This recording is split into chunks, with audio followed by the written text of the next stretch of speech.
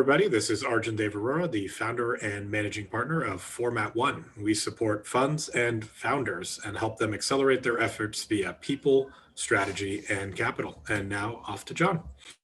Hi, John here. Along with Arjun, I co-founded Format One, and my focus is executive coaching. And so I've levered up most of my attention on founders. But enough about me. Today we have a wonderful guest, Gautam Gupta, who is a hybrid. He was an operator founder himself and a VC as well. So Gautam, why don't you introduce yourself and tell us a bit about what you're up to these days? Definitely. Well, first, thanks for having me. Good to join you guys. I'm a fan of the show.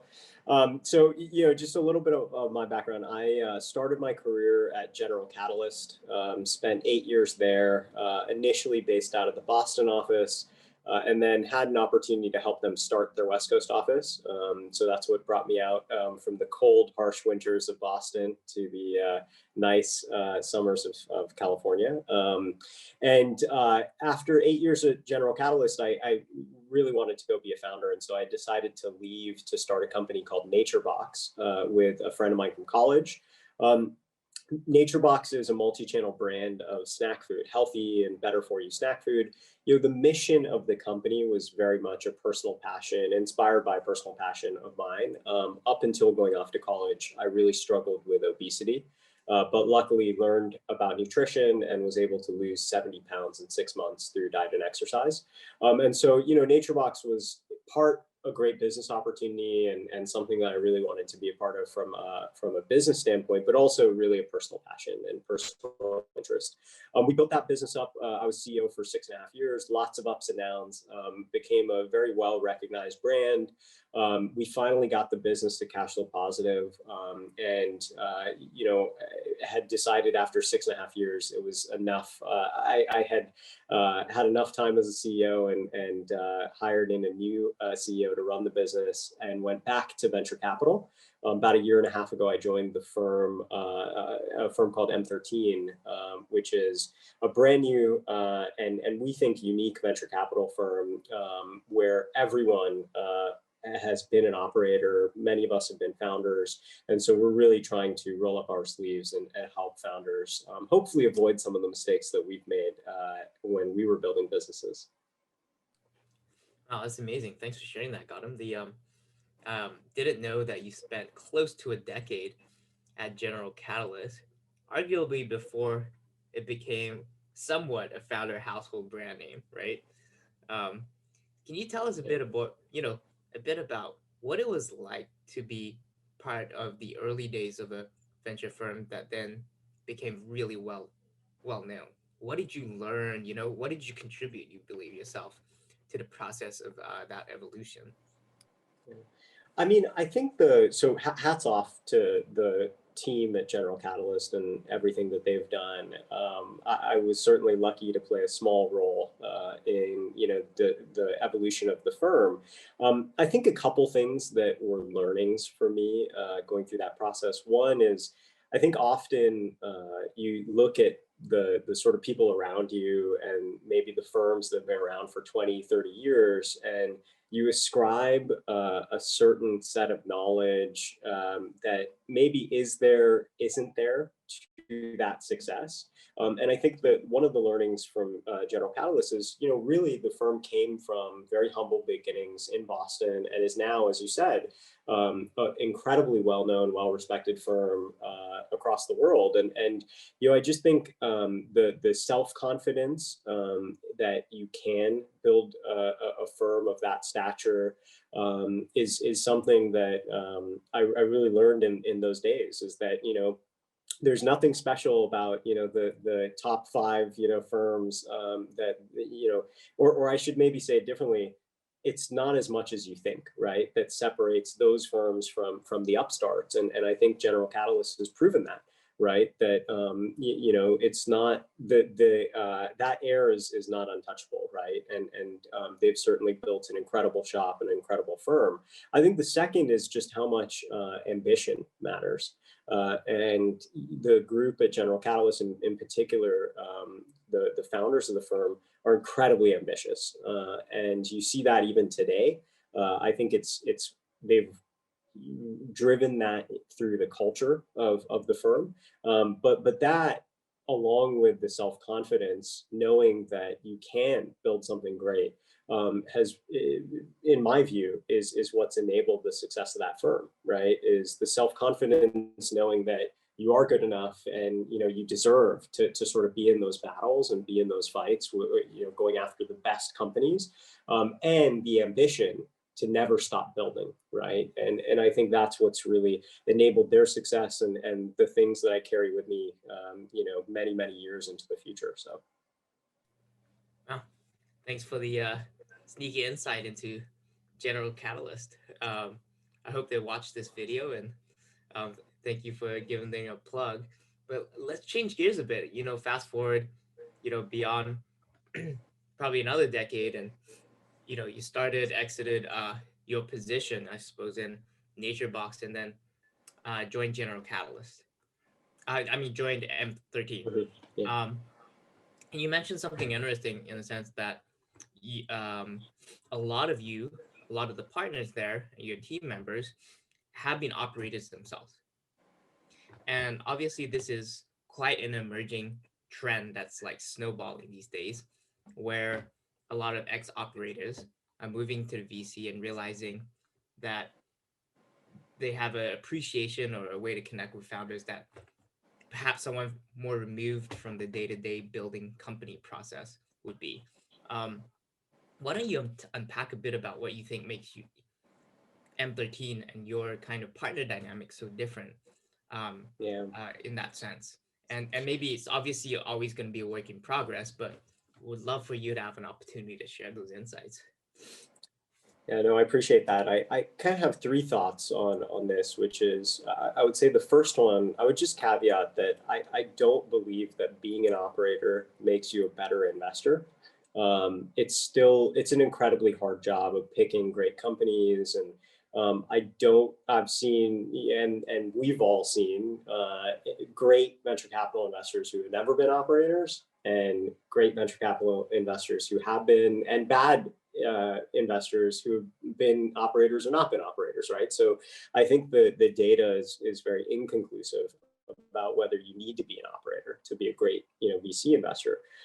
That said, I would say our approach, I think, differs from a lot of firms in two ways: empathy and value add. And so on the empathy front, I think obviously you can build empathy for a founder's journey.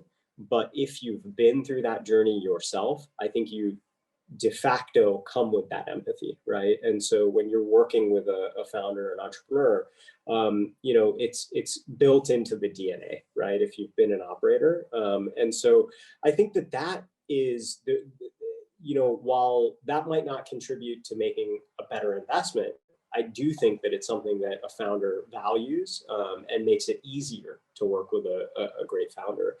The other thing is just value add. And, I think in the pursuit of building a great company, there are big strategic decisions that are tackled at the board level. And there are thousands of minute tactical decisions. Having been a founder, having operated a business, I think you can help much more on many of the tactical issues and questions. I think, look, VCs, someone who's been a VC for 10, 20 years, no doubt, has seen so many different businesses that I think they can provide great strategic level guidance and support. I think the tactics sometimes are where there's a real differentiator if you've been a founder. And so it's things that, none of us would want to talk about, but how do you exit senior executive from the team, right? How do you have that conversation? What does that look like? How do you conduct a layoff? But it's also some of the good things as well, right? Like, hey, I've got a customer who wants to do this big partnership, needs us to be exclusive. How do I navigate that? I don't want to lose that customer, or the excitement of that customer, right? So, and these are all things that as a founder, as an operator, you've been through yourself. And so you can look back on some of the experiences and maybe some of the things that you've done well, some of the mistakes, and cherry pick, some of, hey, here's what I wish I had known then, and really leverage that as a VC to help your portfolio companies, I think, succeed. And so that's what I would say is just, how our approach differs, and some of the thoughts I'd have on just, overall, how much does it matter to have been an operator? Yeah, thanks for the insight because, you know, it's so interesting. The skill set of early stage company building is very distinct from VC investing, purely because the risk profile changes, right? In a sense, um, we've met a lot of super angel founders who are just like, yes, yes, yes to everything. But I suppose at an institutional level, you have to be so more thoughtful. So how do you and the team kind of straddle the two areas where you recognize where your operating experience is of value and value add? But Mhm. what do you think you had to learn as a team in the early days to really start to get the investment art form more fine tuned in the way that M13 has it today?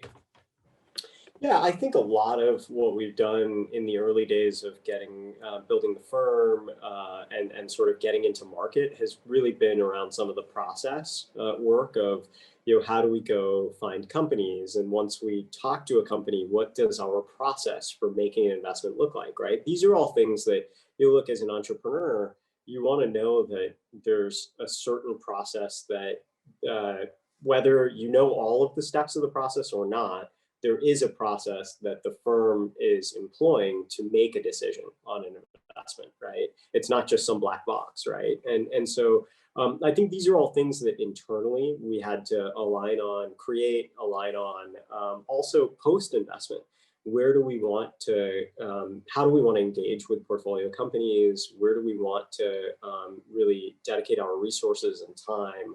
And look, what I would say is we're 1.5 or 2 years. I'm 1.5 years at the firm, but the firm is, kind of 2 years into building a franchise, and so it's very early days, right? And I think we're still very much in the early innings. Everything that we've created to date, I'm sure will have to evolve and change, and so that's part of it. But a lot of what we spent, time on initially was just aligning on process, and how do you, sort of, how do you take what I think the vision is around the firm, and sort of bring that to reality.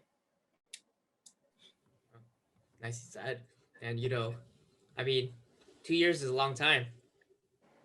A lot can happen in two Uh, years, I guess. yeah. I The mean, it's Yeah. true. People often, comment that Andreessen Horowitz is about, I think, 11 years old now, 11, maybe 12 years old. So an incredible amount can be accomplished in a short amount of time. But I do think, venture capital, and even just companies in general, it takes time to kind of get into your groove, and I've never been one that is worried about, you know, uh, the amount of time.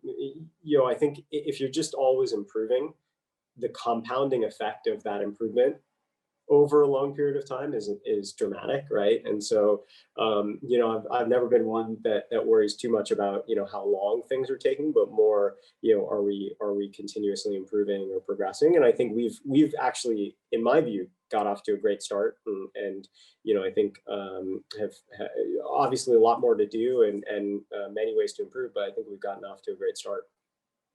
Yeah, wow. Congratulations to you and the team. And looking back now after the great start, aligning on processes, syncing things up, leading with the vision, I suppose, of the mission. What are what are some of the highlight moments for you in M13? Being involved in forming up the process and having these like high level discussions with your team around how do we align on the mission? Yeah. Well, I think some of the highlights are around just the external validation of the model, and what we're building. And so when we closed our fund at the end of 2019, That was certainly a highlight. And I think that external, it's just that external validation, right, of investors believing in that vision, along with the market, starting to hear about us, and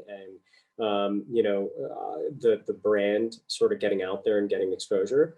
I think those, to me, that's kind of one of the biggest highlights. And as I said, like, we're 2 years into kind of building something that we all hope is going to be an incredible franchise. And so my hope is that the best is yet to come, and my hope is we're just at the start of what this all could look like in, another 5 to 10 years. Yeah. Well, excited to see that as well. And I'm sure we'll have regular catch ups in the future, getting the nuggets of progress from you. And, and the other thing I was thinking, Gautam, is you're such a, you're not the only one who's had this experience, but I'd say it's unique in the sense that you don't know what it's like entering the founder operator world without a good lens on what the VC process is. You went from VC founder back to VC. Mm-hmm. What do you, two things. I mean, first off, it's hard to, I guess, if it's the water you swim in, it's hard to say, hey, what do you think was advantageous for you having Yeah. and being a founder going into that process? But maybe the other way to answer it is like, what do you wish you could impart? What knowledge do you wish you could impart to founders who don't have an insight into the VC world and how VC firm works? What sort of wisdom would you wish you could just literally psychically transfer to other founders? Yeah. So I think on the first part, for me, coming out of a career in venture capital and being a founder, there were definitely some good things about that transition and some bad things, right? So on the good side, I think I knew how raising capital worked, and I certainly had a list of people that I could go talk to about a fundraise, right? And so I had a little bit of the inside baseball, right? That being said, as a VC, you're usually not building big teams, or, there's not a huge amount of importance placed on many of the things that actually are needed to make you a great CEO, right? In the sense of recruiting, management, communication, goal setting, et cetera, right? And so I think in many ways, I may have been better at fundraising than I was at actually operating, having come out of a VC background, right? But, to your point around, like, transitioning to the second part of the question, what are the things that maybe I knew or that I could impart? I think fundraising, I kind of look at it as there's a lot that we could talk about, in terms of, how to manage a successful fundraise. But if you boil it down to the simplest components, I think there's kind of three things that come to mind. One is the value of a narrative and a story. And that story includes why now, why is now the right time for the business, why you are the right person to run and, build this business. And then I think why this can be big, right? And so, often people aren't able to synthesize, what does this look like? Assuming success, what does this look like, right? And how do you build something big? So that's one, is the narrative, and those three components of the narrative. The second is, I think you've always got to remember that, investors are going to look for, what is the thing, the one exciting thing about the company, right? And what is the, unique advantage that company has. It could be, go to market. It could be the quality of the team. It could be the size of the market opportunity. It could be the financial traction, whatever it is. I think distilling down what that one thing is, right, that is uniquely interesting about this opportunity, and emphasizing that one thing, making it like literally the second slide on the deck, making it part of the talking points, et cetera, is so incredibly important. Because often, what I've found is founders bury the lead, right?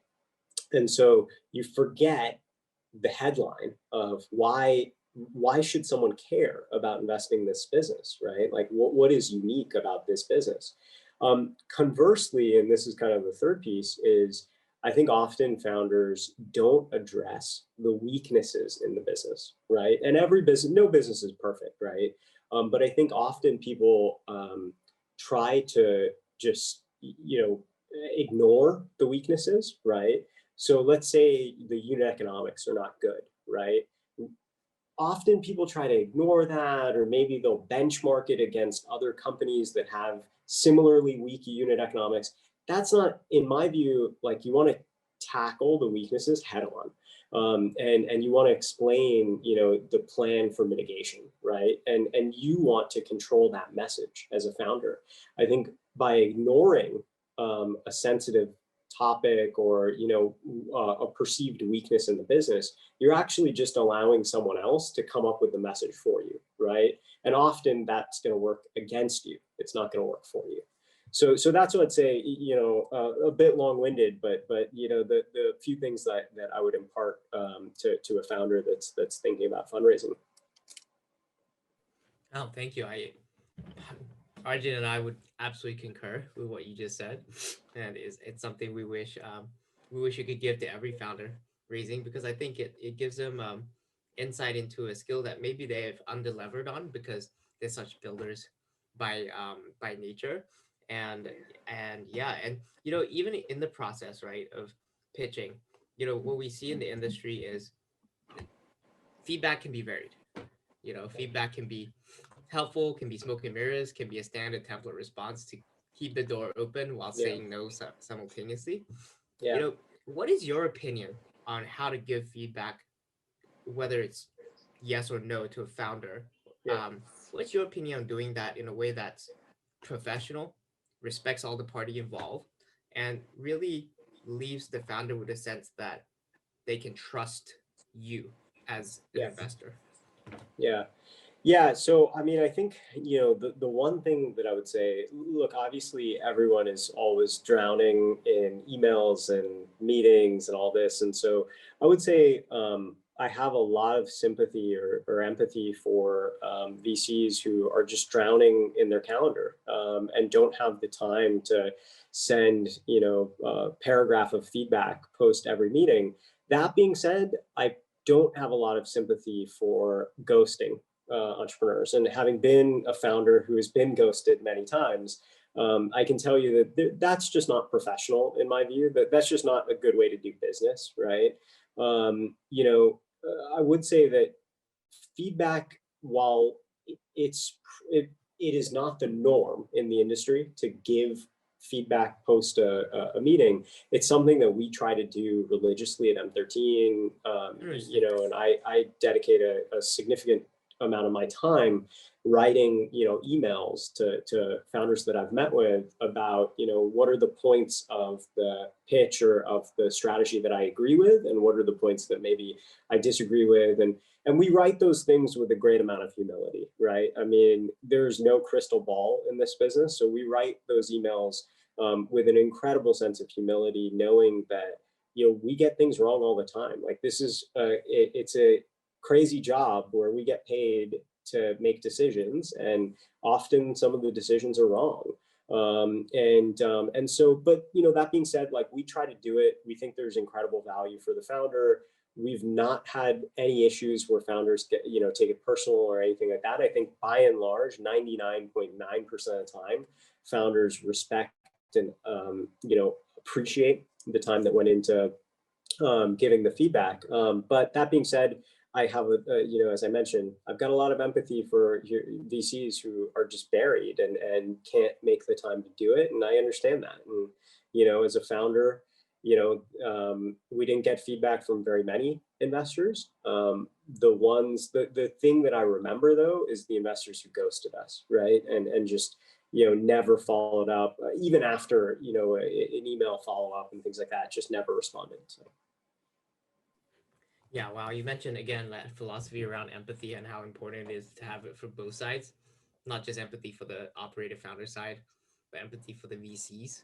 Um, because and and maybe perhaps you could shed a bit of light about, you know, kind of the unique challenges uh, early stage venture capitalists face in their business in trying to do this right, because they're also managing their investors, too, Mhm. right? Yeah. So perhaps, as a talking point for kind of encouraging more empathy from the founder side for the VCs and what they're getting into, perhaps, what do you wish some of what do you wish more founders could appreciate more of in terms of what it takes to run a good VC firm? Yeah, I would actually say, from my point of view, we are just so privileged to do the job that we do, and founders have to focus on running their businesses, right? And so I don't view it as, I wish a founder would know this about being a VC, because, at the end of the day, like, we're the service provider, right? So, like, we have to understand them and work, into their lane more so than they have to work into our lane. But that being said, I would just say, one of the things that maybe outside of VCs, just things that I wish founders would do more of, having been a founder and a VC, is spend more time with peers. Like, I think one of the things that a lot of startup founders don't make enough time for is having peer CEO relationships. And it has nothing to do with VCs, has nothing to do with fundraising.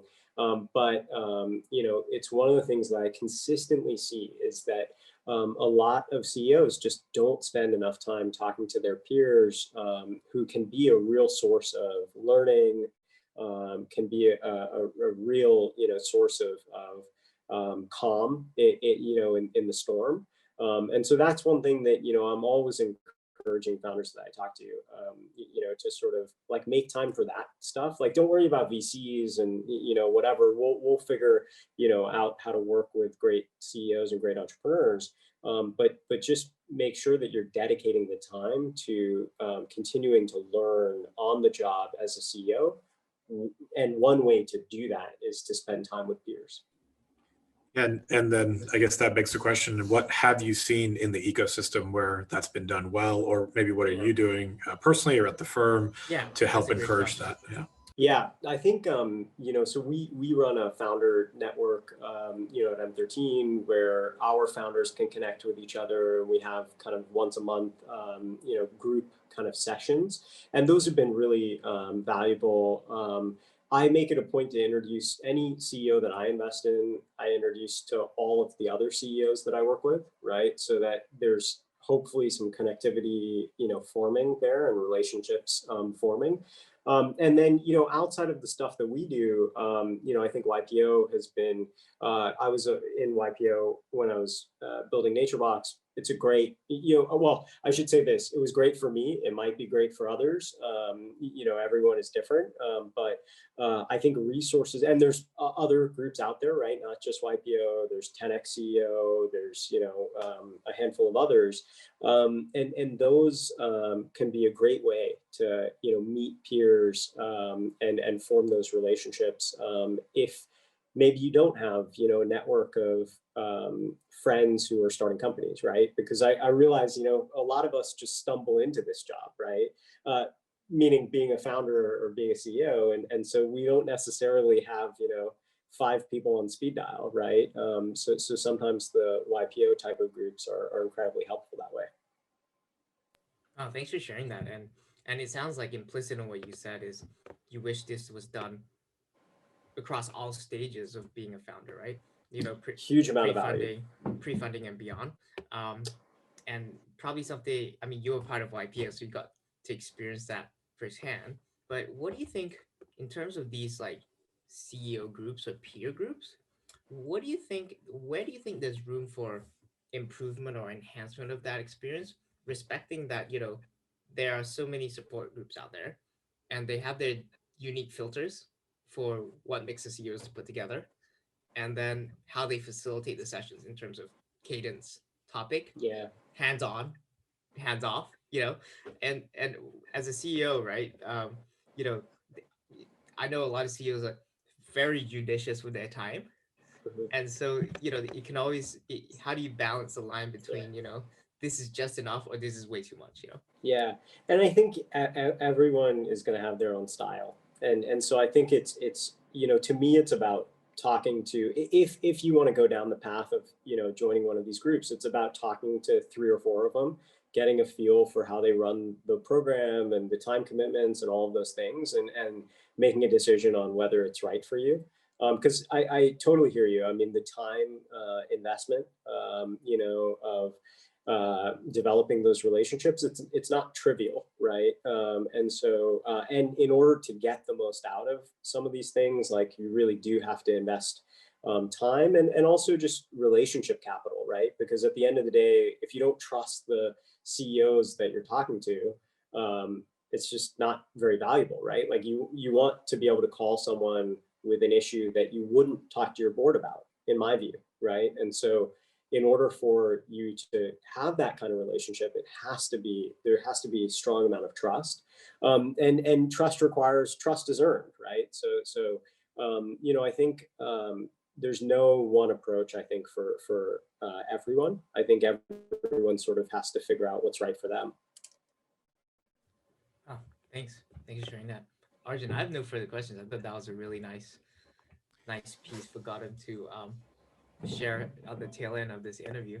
Yeah, maybe just one quick thing to, end it. What spaces are you looking at today? What are you excited about? And, what can the ecosystem keep its eyes and ears open, for you? Yeah, no, I appreciate that. One of the areas that we're spending a lot of time in is e-commerce enablement, or, call it e-commerce infrastructure. And we have a view that we are still in the early innings of commerce, moving online and omni-channel commerce. And in order for merchants to compete with the Amazons and Walmarts of the world, they will need the same services and tools that Amazon and Walmart have developed over the last 20 years. And so we are really heavily investing in and looking at the ecosystem of those providers that really allow a small merchant to compete with the likes of those large merchants, right? And so it's everything from software platforms, headless commerce, to logistics, technologies around logistics, customer service, to how do you acquire customers more efficiently, and retain customers more efficiently. It's a pretty wide ecosystem, but we're spending a lot of time there. Very exciting. Yeah, thank you. On Thank that you for point, sharing. we agree. Awesome.